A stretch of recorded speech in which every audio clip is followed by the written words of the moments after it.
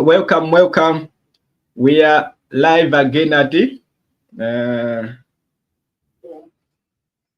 my channel, and today, remember, all we want is to make you discover who you are, discover your divinity, be divine, be God, know thyself, know who you truly is. That's why we give you all this knowledge for you to listen and lead where we call where you can reference on, where I give, like I do say, go, if you want to learn more about this, go to this website, or go read this social type of books. All that helps you to discover who you truly are and understand the existence. So today we want to talk about the proof of God in the Bible and explain who he is rationally. So I have, because I remember once we said to talk about the God, others opposes it. Like you can look at the view of atheists, the view of scientists, the ones who believe that all that exists is atoms, and atoms are the ones that govern the universe. Looking at their view of the existence, and as Christians or as Muslims, or the ones who believe in Buddha, or the ones who believe in Brahma, or are the ones who belong to any other type of religion, except using science in our explanation of existence. You can see there are arguments in the way we view the world. So that's why I have bring you these two. I have two streams where the other are about people who were arguing about who God is, and the other one is about the Bible. So first we are going to the where they had an argument. So let's go ahead. Yeah, that's it. And we are going to use this. Yes. Yeah.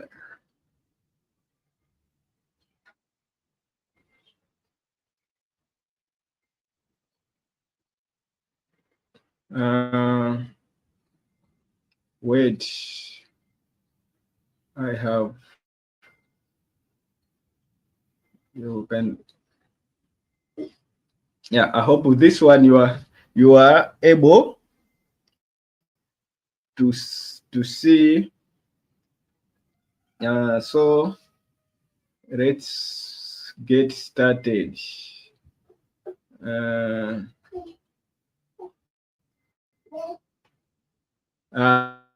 And the topic is God is existence. The most compelling argument for God is existence. It's a short video, 2 and 30 seconds, 2 minutes and 30 seconds. So let's start.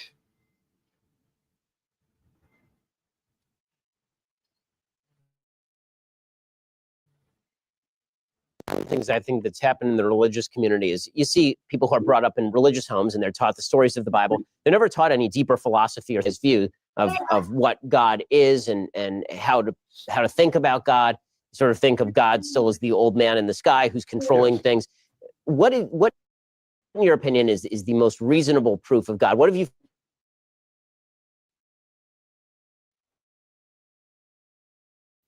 My favorite argument for the existence of God that I find the most compelling is a version of the cosmological argument, which goes like this.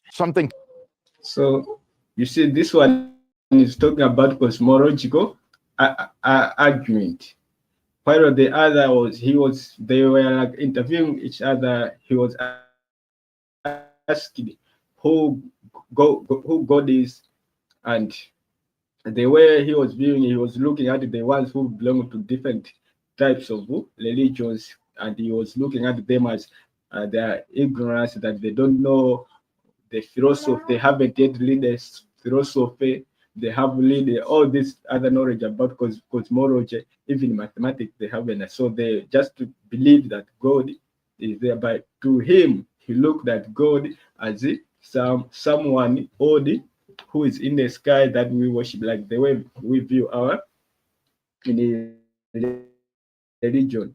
But the truth is, all these are powerful that exist inside us. And once we worship, we are projecting ourselves to the most high. Instead of looking within, we are giving our power self out. That's why we end up being obedient and being controlled by someone. In every way, we are up to do things.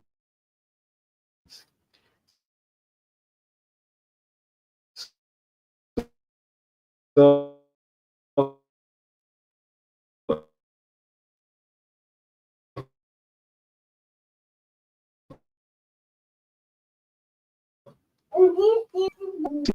You can't just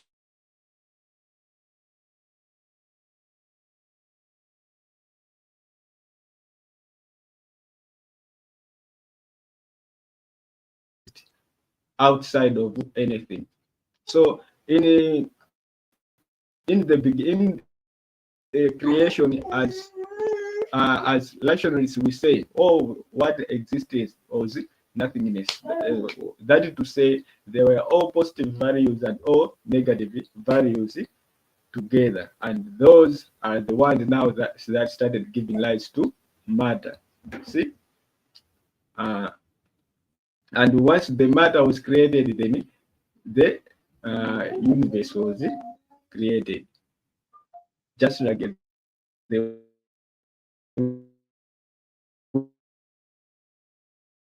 way we are also going to look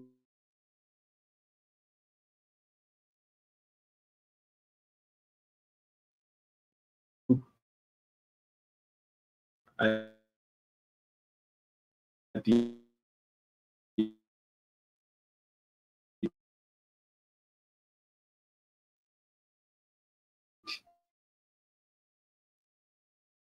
in the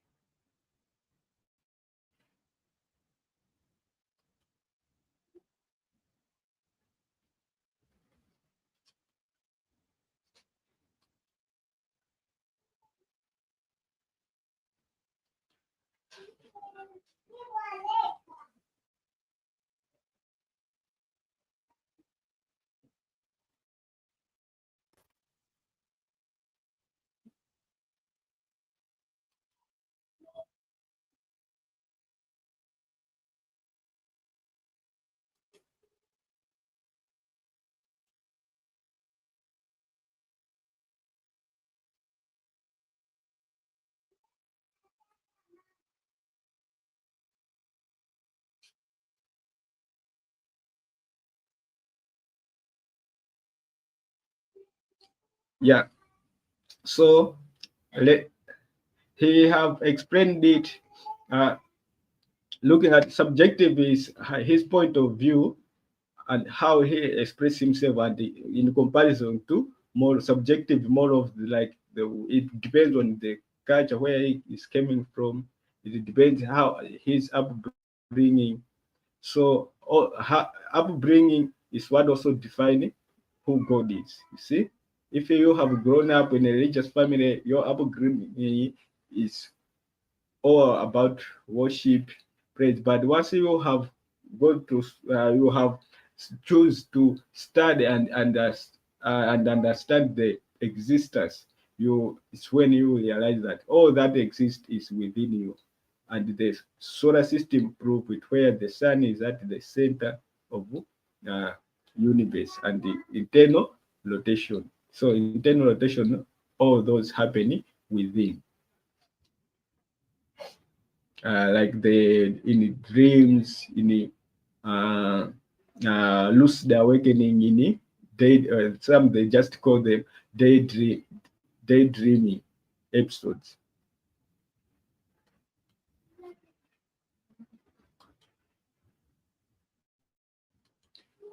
Some objective values and duties. 3, therefore God exists. Now, this is an argument which is impossible, I think, to ignore, because every day you get up, you answer by how you treat other people, whether you regard them as having intrinsic moral value or whether they are mere means to be used for your ends. And so this argument, I find, tends to be the most convincing for people. So you can see he have also talked about the he also talked about some objectives. So now once you are objective, and the objective now is how you look at the other, you see. So the way you look at the other is now what brings in, you will look at the other as a threat, because to him subjectively, and the morals he have grown up to, and you subjectively, and the more you have grown up to, objectively you look at the other as a threat, you see, because of his beliefs and what you know about the existence. Just look at the other who have grown, like for these ones, they might be they were grown up as atheists. The people that they believe in God, but they believed in that all that exists is atoms. You see, but in reality, what exists at the atoms, we look at the protons who have positive charge, and the electrons who have negative charge, and the neutrons who have no charge at all. You see, and those charges, where they come from, that's why we say all that exists, it has to be explained rationally. You see, so all that exists is mind, and the mind is what we call God. You see, and for you to discover this, you have to look within, because it's now when you realize the power self inside you, that you are God. You see, and it's that mind that give rise to atoms and the matter. So now let's look at the last episode of now in the Bible, the how existence has been explained. Like during the time of creation, what was there? Yeah. here is now we are going to look at the book of Genesis, led by Alexander Scott, by the greatest voice ever recorded. You see, the greatest voice ever recorded. So let's start. This one is long. It's close to The Holy Bible, the King James Version, you can read see by Alexander Scovey. if you want to know more about this book, it's close to 3 hours. You can go and read for yourself. It's from Scate You Bible channel, you see, and the title is one book of Genesis, led by Alexander Scott, the greatest voice ever recorded. So for us, we are just going to look at the chapter 1 and the Genesis. What is this was it? So it's Genesis. The title is creation of the world. Title is creation of the world, and it's what we are going to focus on. So let's read. The first book of Moses, called Genesis. Yeah. Chapter 1. Remember, in the beginning, God created the by, heaven and the earth. Moses. And the earth was without form and void, the earth, and darkness was upon the face of the deep. And the Spirit of God moved upon the face of the waters. And God said, "Let there be light." You and see? there was light. Yeah.